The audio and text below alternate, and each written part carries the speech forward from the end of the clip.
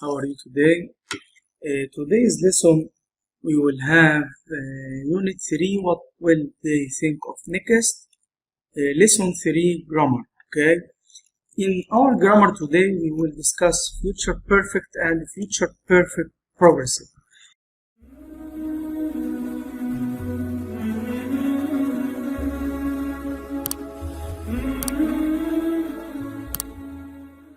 خلينا أول نشوف future perfect. future perfect المستقبل التام. هنا بيقول لي the future perfect is used to express the idea that an action will be completed in the future. يعني بيعبر عن فكرة إن الفعل سيكتمل في المستقبل before another event قبل فعل آخر or before another specific time in the future أو قبل وقت محدد في المستقبل. The future perfect is formed with will have. The future perfect is formed with will have plus past participle. بيتكون من have will have زائد past participle. خلينا نشوف future perfect على التايم لاين. هنا future perfect زي ما قلنا will have زائد past participle. طيب التايم لاين ده اللي هو بيحدد لي متى يكون الفعل. هنا now the point here referred to now, and here is this star refers to the first event in the future. يعني الحدث الأول بيبقى في المستقبل هنا، وعندي حدث تاني في المستقبل هو second event in the future. For example, the car company will have introduced their new models by November. يبقى هنا الكار كومباني شركة السيارات هتعرض أو هتقدم الموديل الجديد للسيارة by November. يبقى الحدث الأولاني the first event here is the car company will have introduced their new model. ده الحدث الأولاني. طب الحدث الثاني by November أو قبل شهر نوفمبر. ده بالنسبة للفيوتشر perfect. هنا بيقول لي the car company قلنا المثال. هنا بيقول لي by the time my children are growing يبقى ده the second event. The first event is scientists will have found a solution to global warming. هيكون العلماء وجدوا حل لمشكلة global warming اللي هو الاحتباس الحراري. طيب نيجي بعد كده للفيوتشر perfect progressive المستقبل التام المستمر. يقول لي the future perfect progressive is used to focus on the duration. هنا التركيز على duration اللي هو the time of the verb اللي هو المدة أو الزمن بتاع الفعل. the duration of an action that will be happening in the future before another time or event happens in the future. يعني التركيز على المدة اللي هيستغرقها الفعل قبل حدث تاني في المستقبل.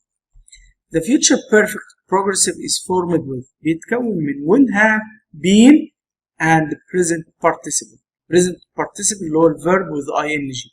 اوكي خلينا نشوف كده التايم لاين to this tense. future perfect progressive هو المستقبل التام المستمر. قلنا will have been بلس الverb بلس ing. طيب على التايم لاين هنا الفعل ممكن يكون بدأ الحين أو بدأ من قبل، يعني بدأ في الماضي أو بدأ الحين. يبقى الفيرست ايفنت الحدث الأولاني يا إما بدأ قبل الآن يعني في الماضي أو بدأ الآن. طيب ممكن يستمر للمستقبل قبل فعل آخر، يبقى هيكون مستمر. يبقى هنا the focus on the duration المدة بتاعت الفعل إنه بدأ وما زال مستمر إلى هذا الحدث second event. خلينا نشوف المثال هيوضحها أكتر. يقول لي by the year 22 قبل 2002 يبقى ده الحدث الثاني أو this is the certain point in the future حدث محدد في المستقبل اللي هو قبل 2020. people will have been flying for 170 years. قبل التاريخ ده كان الناس مستمرين في الطيران لمدة 117 سنة. يعني الطيران مستمر قبل التاريخ ده ب 117 سنة، قبليه ب 117 سنة تم مستمر الطيران لحد 2020. يبقى الفعل استغرق قد ايه؟ طيران استغرق 1017 أو 117 سنة. طيب يبقى هنا ده الحدث الأولاني اللي هو كان مستمر قبل التاريخ ده اللي هو الحدث الثاني second event. Okay. Note sometimes either the future perfect or the future perfect progressive can be used to express the same idea. أحيانا المضارع التام والمضارع التام المستمر يعبروا عن نفس الفكرة. بيقول لي by 2022 قبل 2022 I'll have been living in Sao Paulo for 15 years. قبل التاريخ ده هنكون أنا عايش في مدينة ساو باولو لمدة 15 سنة. هنا بيركز على مدة living اللي هي مدة العيش في المدينة. طيب ممكن نستخدم will have lived اللي هو المضارع المستقبل التام. by 2022 قبل 2020 I'll have lived. هنا بيأكد إن الفعل سيكتمل قبل 2020. I'll have lived in Sao Paulo for 50 years. يعني قبل التاريخ ده هنكون أنا قضيت مدة 15 سنة معيشة في مدينة ساو باولو. ممكن نستخدم will have been living or will have lived. الاتنين صح. يعني أحيانا الفعلين بيحلوا محل بعض.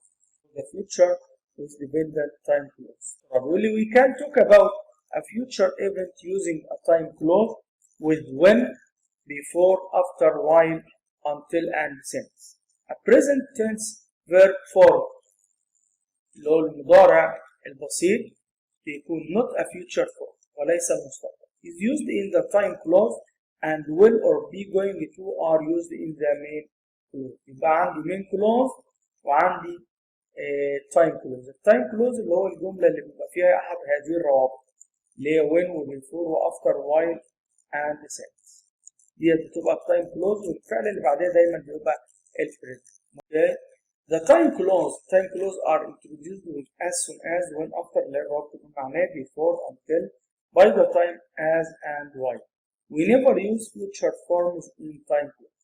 وما بنستخدمش future time clause. When I see George, this is an example. When I see George, I'll tell him that you have been looking for him. Here is the time clause verb. time clause يبقى present simple زي ما انت شايف كده see, and this is the main clause. الجملة الثانية بتبقى future with will or am or is or are going. يبقى عندي التايم clause اللي بيبقى بعد الرابط when أو as soon as أو after أو any of these connectors, and the second sentence is the main clause. Exercise A. Will use the future perfect to combine the future event into one sentence using by or by the time. هنستخدم يا إما by يا إما by the time ونربط الحدثين ببعض. أول حدث هنا بيقول لي the first event I'll take all my final exam. هناخد الاختبارات بتاعتي أو هنختبر. طب الحدث الثاني بيقول لي قبل the end of June will come. قبل نهاية يوليو. عايز نعمل جملة واحدة منهم باستخدام by أو by the time. هنقول by the end of June قبل نهاية يونيو ده الحدث الثاني. I will have taken. هنكون أخدت all my final. I will have taken all my final exam. يعني هنكون انتهيت من كل اختبارات النهائي. Okay. Number one. Who can answer number one? First event, I will start to rain. Second event, we will arrive at the beginning. Who can make sentence from these two events? Okay, Khaled. Okay. By the time we arrive at the picnic, Yes. it will have started to rain. Excellent. By the time it arrives, by the time we arrive at the picnic, it will have started to rain. Very good, Khaled. Thank you. فبعد by the time يا شباب اللي هي بنسميها time clause نستخدم البريزنت. by the time we arrive قبل الوصول it will have started. Okay, number two. First event, I will fall asleep. Second event, this film will be over. الفيلم هينتهي بعد كده هنام. يبقى هنقول قبل الفيلم ما ينتهي أو قبل ما نعمل فيلم هيكون انتهى. Who can make this؟ ممكن نعكس الكلمتين، نقول سوف أنام قبل انتهاء الفيلم. أوكي، ممكن نعمل تقديم وتأخير. Who can make this؟ number 2. أوكي، صف. I will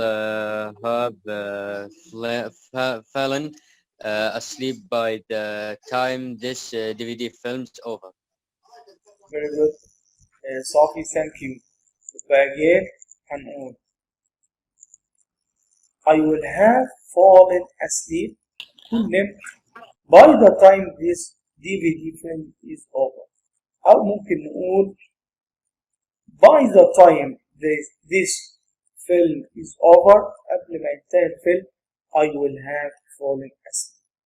الاثنين صح. Thank you صافي. And number 3, first event I will get married and have children. سأتزوج يكون عندي أولاد. Second event 2024 will come. 2024 هيكون جاء. يبقى هنقول يا علي النصر. اتفضل علي. نقول by 2020 I will 2024 yes. 2024 I will have gotten married and had children. Very good علي, thank you. By 2024 قبل 2024 I will have gotten married and had children. هيكون عندي أطفال، أيوة هتزوج وهيكون عندي أولاد. Number 4.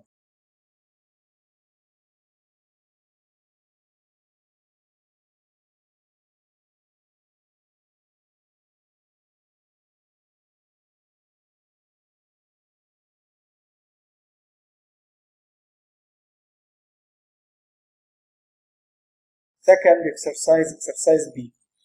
Use the future perfect or the future perfect progressive to complete each sentence. In some cases, both forms are possible. وأعطي مثال يقول لي هنستخدم المضارع التام أو المضارع التام المستمر. تمام؟ المستقبل التام، آسف، هنستخدم المستقبل التام أو المستقبل التام المستمر. وممكن الاثنين أحيانا يكونوا صح. مثال يقول لي Shirley started studying biology in 2019. يبقى هنقول by 2023 قبل 2023 she will have been studying biology for 4 years. هتكون درست لمدة 4 سنين، من 2019 ل 2023 4 سنين. يبقى هنقول هتكون بتدرس بقالها 4 سنين. طيب My parents got married in 1990 by 2024. يعني والدي تزوجهم سنة 1990. طب قبل 2024 هيكونوا تزوجهم بقالهم كام سنة؟ اتفضل. They will have married for 30 years. Okay, the answer. By 2020 they will have been married. Will have been married. خلينا مبني المجهول هنا. for 30. يعني هيكونوا متزوجين بقالهم 30 سنة. Okay, thank you. طيب. Number 2. My brother became a vegetarian 3 weeks ago. يعني أخويا أصبح vegetarian نباتي منذ 3 أسابيع. By next week. طب الأسبوع القادم هيكون بقاله قد إيه؟ 4 أسابيع. فهنقول my brother by next week. Who can make this? Okay, عبد الله مبارك. He will have been a vegetarian. A vegetarian for 4 weeks. 4 weeks. Excellent, عبد الله. هنقول again. By next week he will have been a vegetarian for 4 weeks. هيكون vegetarian نباتي بقاله 4 أسابيع. طيب. Number 3.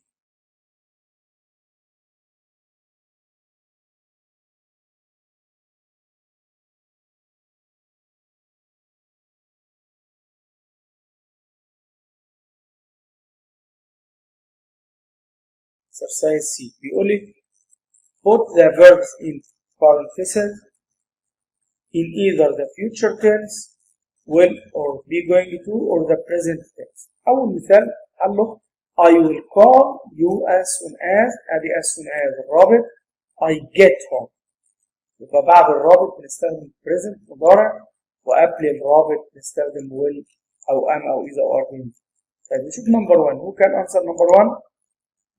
أوكي خالد بخاري. نمبر 1.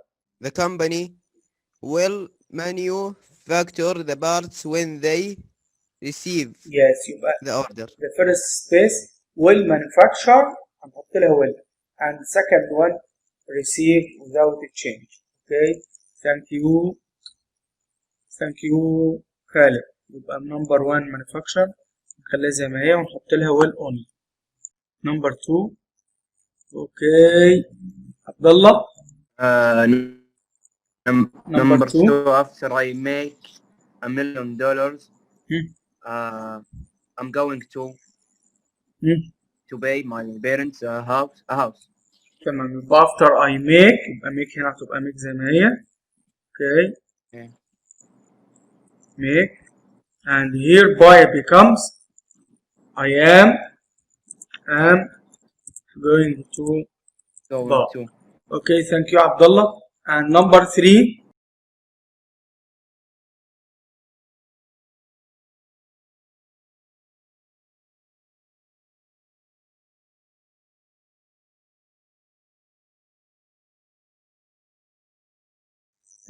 Open your workbook page 22 exercise C. You will here label the first event and the second event only. هتكتب على الجملة يا إما second event حدث ثاني وعلى الجملة الثانية first event حدث أول. يعني هتحدد الحدث الأول والحدث الثاني. And exercise D. Write the verb in parentheses in the future perfect or future perfect progress. هنستخدم الفعل اللي بين قوسين يا إما مستقبل تام يا مستقبل تام مستمر. And page 23 صفحة 23 هتحل exercise E only. هنستخدم أحد الروابط يا when يا before يا after يا while until or since. Okay. وأحيانا بيقول لك sometimes more than one answer is possible. ممكن تبقى أكتر من إجابة صحيحة أو أكتر من كلمة صحيحة للجملة. يبقى هتحل your homework page 22 and 23 exercise E only. Okay guys, thank you and see you next time inshallah. Goodbye.